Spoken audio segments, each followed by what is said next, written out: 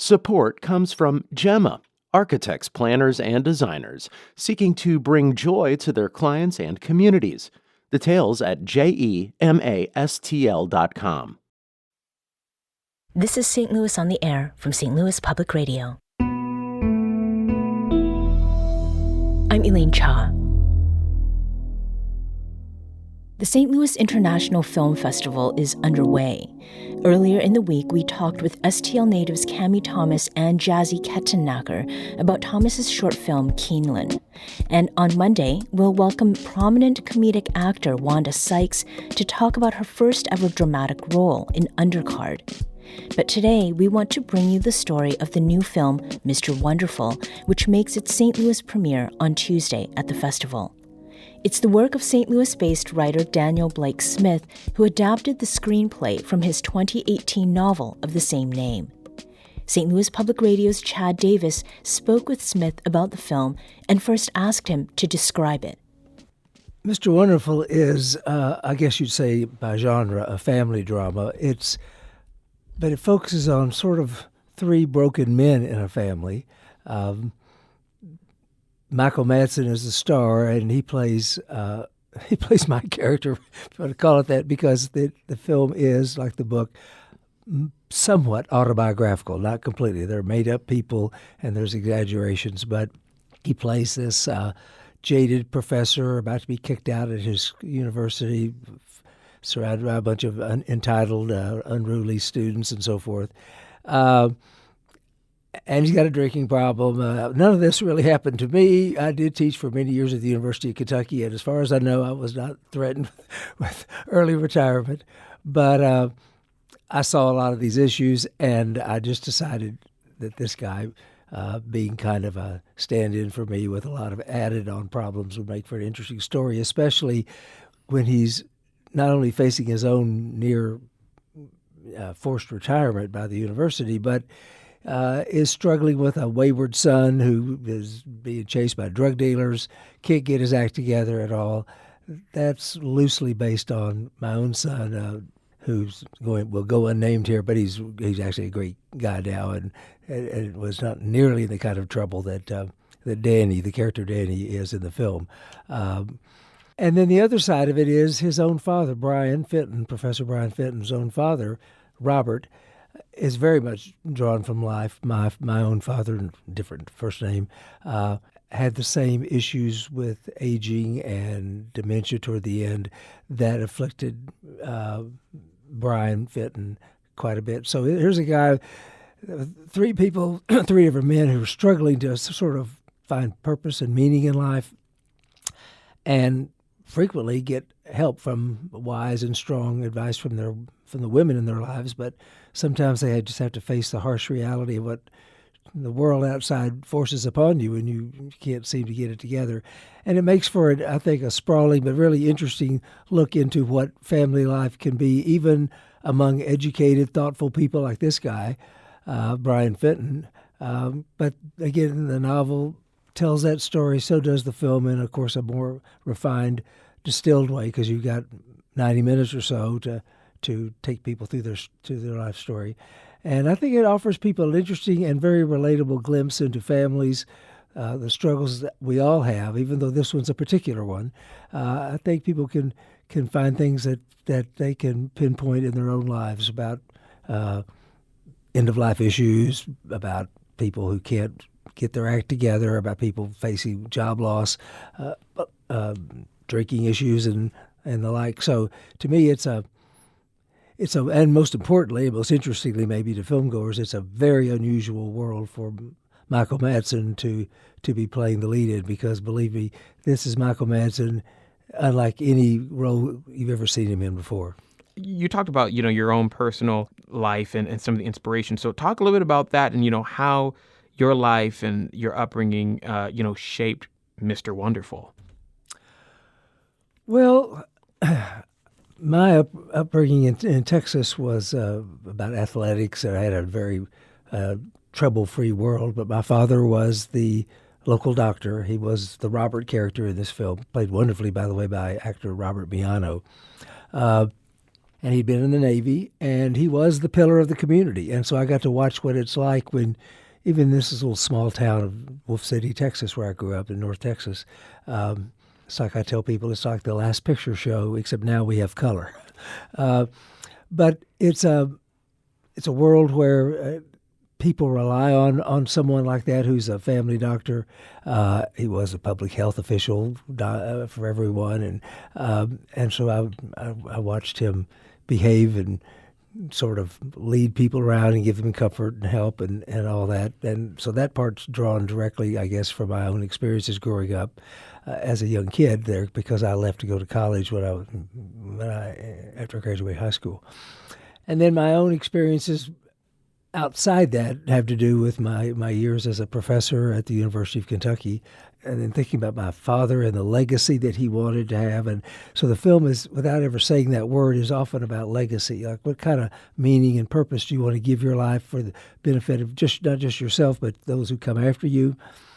And we find a certain surprise about Robert, Brian's father, Madsen's father in the film, whose final years are offer up in a curious way, new hope to people when they find out what kind of person he really was, a person with a kind of a hidden heart that makes a big difference in the directions at the climax of the film that the family takes. So there's a powerful, I hope, surprise in store for people when they get to the end of the film that generates a new direction for people that's more hopeful and positive.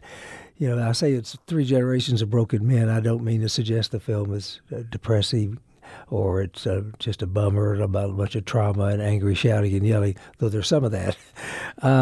But it has a lot of humor, I think, and it has good feelings and love and family intimacy, and there's hope at the end of it, really. And I think it's earned hope instead of just thrown on to make people walk out of the theater feeling better, which a lot of films indulge in that. I don't think we do that. I think it's earned lived experience on display.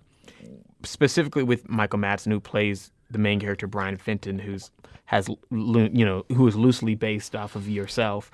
He's well known for films in Quentin Tarantino or roles in Quentin Tarantino films. When you wrote the screenplay or even the book, I mean, was he like a person that was in the back of your mind even to play Brian Fenton? I can't say that he was, not because I thought about him and said, no, he's wrong. It's just, at that point in time, remember I wrote this back about 7 years ago originally, and I did some rewrites at the last minute for the production we did in 2024. But he was not doing Tarantino films anymore and had kind of left the main stage of American cinema, despite still having the chops to do it. He just wasn't being offered the parts. But when I spoke with my good friend Mark David, who directed my other film, Texas Heart, years before, as a fellow Texan like me, but he lives in L.A., and we both left the state of Texas, but still kind of in our bones. He has a lot of good traits, but one incredible trait is that he knows how to. He has connected by being a director of photography, a cinematographer, DP, and a director, and sometimes a writer. He knows a lot of people in the independent world who will work for a modest wage, which is all we could offer. And he's worked with people who are very high up in that world, and one of them was Michael Madsen. He had never directed him, but he'd been a director of photography on a couple of projects with him. He said, this guy's aching to try something different, and I'm aching to direct him, because he's just, I think you can say the camera loves him. I mean, he just has that look about him, and you can't stop watching him. And when he mentioned to me after reading the script, which I'm pleased to say he really moved him because his father had been a doctor, he immediately thought of Michael Madsen. I said, can you really get him? I said, I can get to him, and because I think he knows who I am and remembers me, and one time said, hey, if you ever have a project for me, let's talk about it. And so he presented him with it, and we only had trouble with finding the right time. That's why it's both embarrassing and impressive to say at the same time that we shot this film in 8 days in Los Angeles, much of it having to do with working around his schedule. Wow. But that, adversity, what's that phrase? Adversity focuses the mind. Well, 8 days focuses your mind. And I think everybody drank about 3 times as much coffee or Red Bull than they normally do for a film, and it just everybody came to set ready to go and working hard 12 hours a day, every day, and we got it done. And I think I'd like to think the story and the script mattered a lot, and I'm hoping it did, but also Mark's ability to cast really well, which is what a good director has to do. And he found really great character actors. Madsen's the only name, but all these other people are in all kinds of good shows as supporting actors, and they know how to come to the set ready to work. Yeah, and with Michael Madsen, what was that like, working with him? Well, he's an instinctive actor. He hadn't read the book. He had barely read the script, but he knew what it was about. And he has to. So the first day or so was a little bit difficult for him, for me and him. I don't know, it was a toss-up. Because I'm sure he was saying, "Why'd you write all these words?" Because he's a guy that's in movies where he just soon beats you up as talk to you. And in this case, being a college professor, it's like living inside his head. Inside your head is not what Mr. Blonde ever did. He might take off your head, but he's not. So there was a magical moment early on in the filming of it when he went and got up at the lectern. There's several scenes where he's up there at the lectern and the TV screens, the video screens are behind him, and he's talking about the founding fathers and things that, of course, I'm sure he never talks about in real life. And all these students out there, and it was clear that this made him feel like for the first time, hey, I'm a professor. I'm not playing a professor, I am a professor. And from that moment on, if he had questions, it was all about, the right ones, like would my character really want to do this and that. He wasn't struggling, he wasn't fighting the material, he was inside the material. And that's what you really do, is you have to inhabit a role, and he did it. But it took a while to get him over the hump that, do I have to say all these words? Well, you're a professor. They talk a lot. Look at me. I'm talking a mile a minute myself. You told him, pretend to be like me. Pretend to be like me. I think I kind of said that one time, and he looked at me like, oh, man, that's a fate worse than death. I don't want to do that. But like you said, you look at Mr. Blonde, and then you look at a role like this, which are completely different. Even like his role in The Hateful Eight. Oh, yeah, completely Hateful Eight, different. right. Yeah, and then you watch this, and, he obviously loves his son. He loves his father, despite any of the problems that they're going through.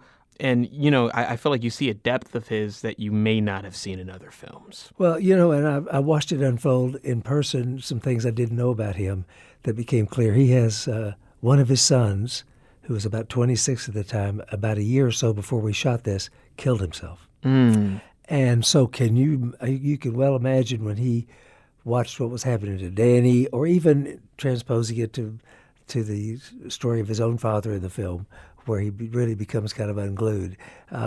Those kinds of, the idea of loss resonated powerfully with him. He brought his other son to the set, and he drives cars and stuff, and was kind of a young, kind of a Danny-like character. And I got a fun time meeting him and chatting him up and so forth. And I'm thinking, well, you kind of have lived this without realizing it. And then, his own demise when he died, when a year later, literally a year after we shot the film, he died, which was on July 3rd of this year.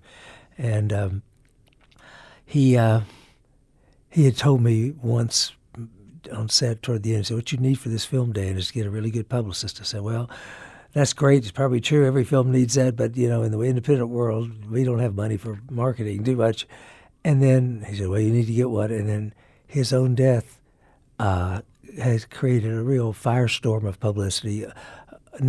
Nobody wanted it, but it's there. And, I can't tell you the number of pieces in Deadline and Entertainment Weekly and all the rest that came out after his death, and talking about Michael Madsen in his final role. In some ways, does his most incredible piece of acting. And I think if you go by just acting talent, I'm not saying my films are better than Tarantino's, that would be crazy, but that in terms of the command performance and the emotional complexity on display, this is the best piece of acting he's done. When you learned about that on July 3rd, I mean, what was going through your head? I mean, talk a little bit about how you felt in that immediate, when that immediate news hit. Well, the first thing was I knew he was a troubled soul. He had had drinking problems his whole life. He certainly didn't drink during our shoot at all. But, then this backstory about you lose a child, you just never get over that, especially in the prime of their life and so forth. And I thought, well, this is a small thing, but all I can offer are small things to him because I'm just this guy that wrote this film he was in for 8 days.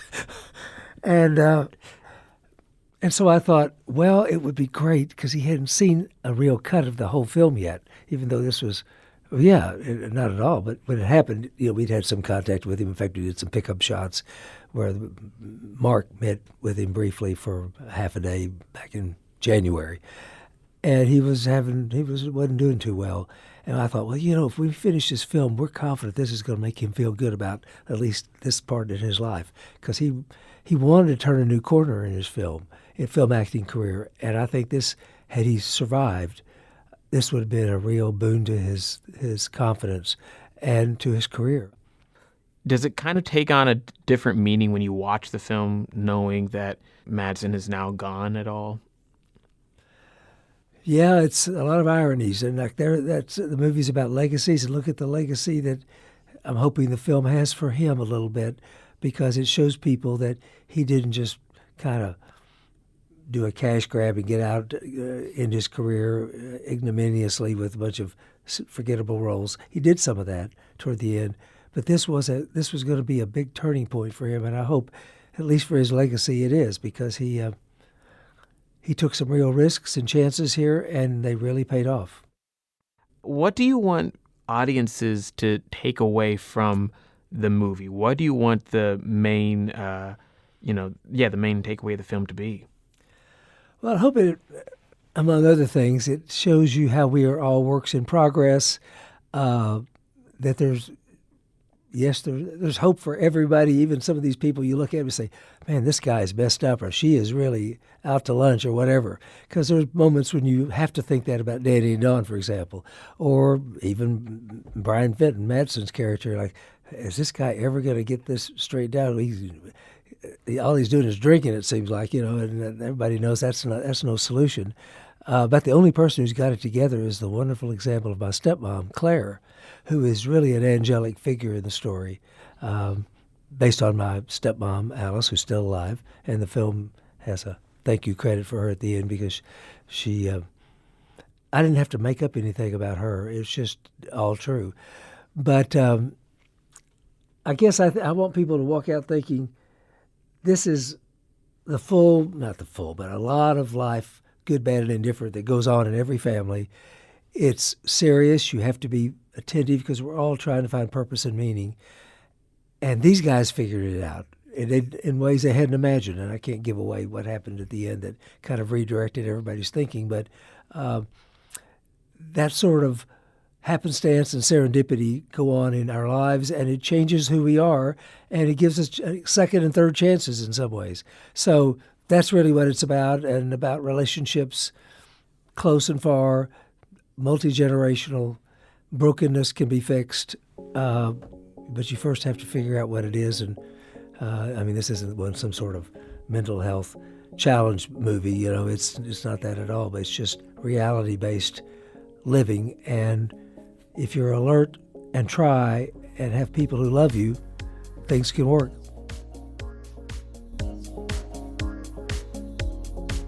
That's Daniel Blake Smith, the St. Louis-based writer of the new film Mr. Wonderful, which has its local premiere on Tuesday as part of the 2025 St. Louis International Film Festival.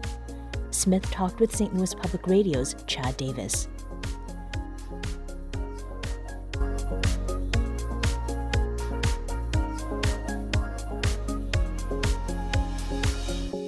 This segment was produced and recorded by Chad Davis, with audio editing by Alex Hoyer. Sound design by Aaron Dorr. St. Louis on the Air is a production of St. Louis Public Radio. Understanding starts here. Do you find yourself regularly listening to episodes of St. Louis on the Air? Suggest us to a friend you think might enjoy our conversations. And leave us a review and rating on Apple Podcasts on the App Store. It's the simplest way to help people discover our show. Thanks. St. Louis Public Radio is a member-supported service of the University of Missouri St. Louis.